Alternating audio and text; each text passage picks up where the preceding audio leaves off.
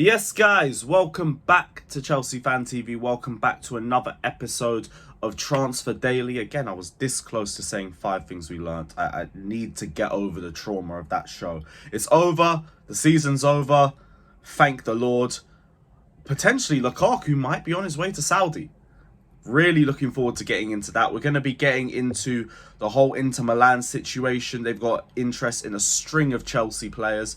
We also want Onana going the other way, so there's plenty to delve into in that situation. We're going to bring in the latest on Kai Havertz to Real Madrid. We could touch on the Mbappe situation for a little bit, because I did see that Chelsea are among a string of Premier League clubs interested in Mbappe. Now he's not re-signing at PSG, and the club might be looking to get rid of him with a year left on his contract. But I just don't see it happening. I don't see it happening.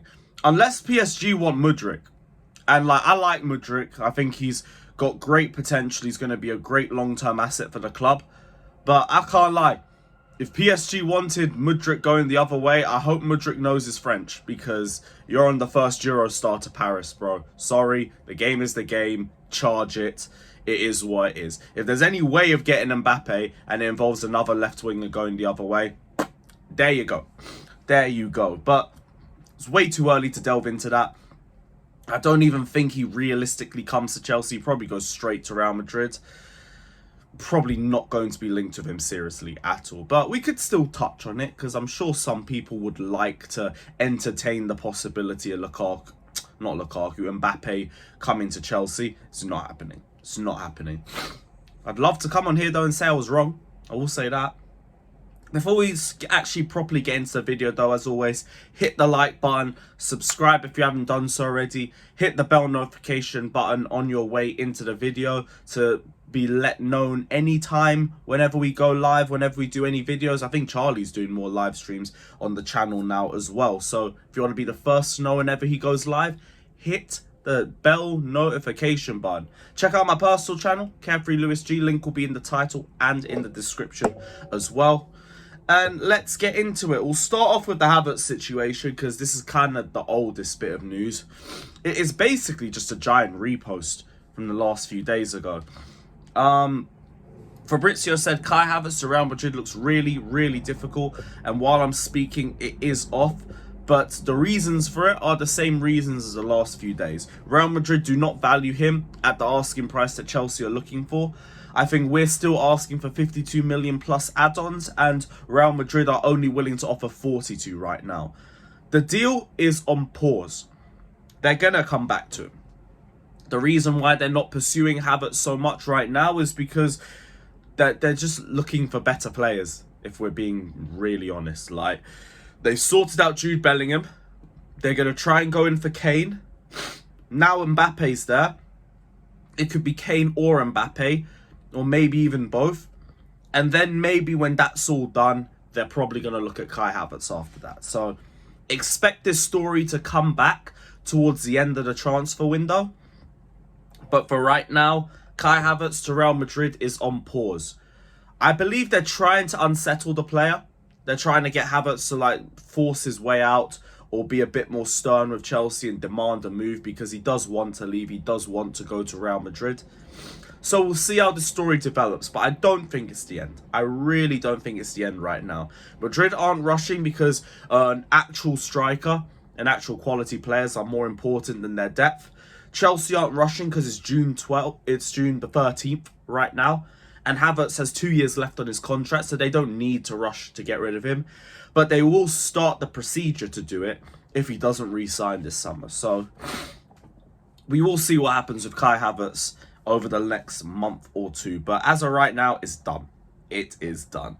On to N'Golo Kante. We did get a little update from Fabrizio earlier today. Documents are being signed today for Kante to Al-Ittihad, as revealed last week. Done and sealed soon. The salary will be around 100 million. The first part of the medical test is already completed. Here we go is confirmed, and it is the end of an era at Chelsea for N'Golo Kante. Big up to N'Golo. Thank you for the memories. Go collect your bag. Go collect your bag. You are earning 100 million a year which apparently is up to 70% of our squad's wage bill per year. It's insanity. It's fucking ridiculous, bro. Absolutely ridiculous. And he deserves it. He deserves it. I would like to keep him here as depth, especially with the amount of midfielders that are already leaving Chelsea. But when you get offered a fee like that, especially with everything you've done for Chelsea over the last 7 years or so, I don't feel any hard feelings about it. Couldn't have happened to a nicer person, personally. So, N'Golo, go collect your bag. Chelsea loves you. Go win the Saudi League. And yeah, ball out, ball out. Big up to N'Golo Kante. On to Lukaku. The king of Milan is now travelling to Saudi Arabia to discuss a move to Al-Hilal. Very interesting, very interesting. So much for the king of Milan and all of that, but I won't say anything. An appointment took place yesterday in a large Parisian hotel between Al-Hilal and Lukaku. Lukaku is now travelling to Saudi Arabia to continue to discuss terms. The Saudis verbally offered a salary of $20 million per year. I think that's dollars. The Belgian striker is interested, but typically he wants a lot more. The discussions will continue. Right now, they're offering him $384k a week, or around that amount. That is obviously a sizable increase on what he's earning at Chelsea. At Chelsea, he earns about $325k a week. But of course he wants more. Of course he does. I don't know what the transfer fee would be for Chelsea, but who cares? In all honesty, the main fact is to just try and get Lukaku off our books. So I don't really care about how much we end up selling him for. It could be for 10 pence for all I care. It could be for a 3-5 for all I care. It doesn't mean anything to me. Just get Lukaku gone. Get Lukaku gone. Get his wages off the bill. This is probably the only realistic way that we're going to do it, because Inter are just not offering the same amount of money that we're going to offer. They're too broke for that. So let's see what happens. Hopefully Saudi Arabia saves us from this end of an era that is Lukaku. But we have to see what happens. We have to see what happens. This is only early days. So hopefully they reach an agreement.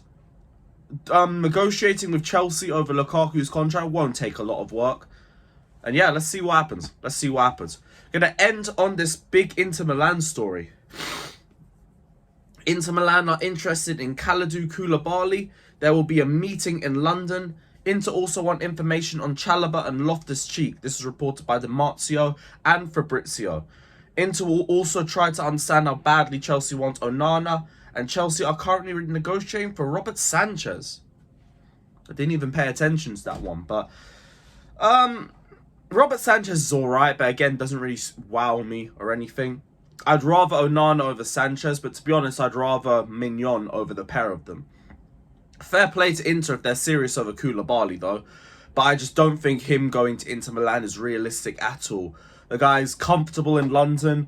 He wants to earn his way back into the squad. He's got his perfect last paycheck. He's on 300k a week for, I think, another 3 years at Chelsea. He's not getting that money anywhere else except maybe Saudi.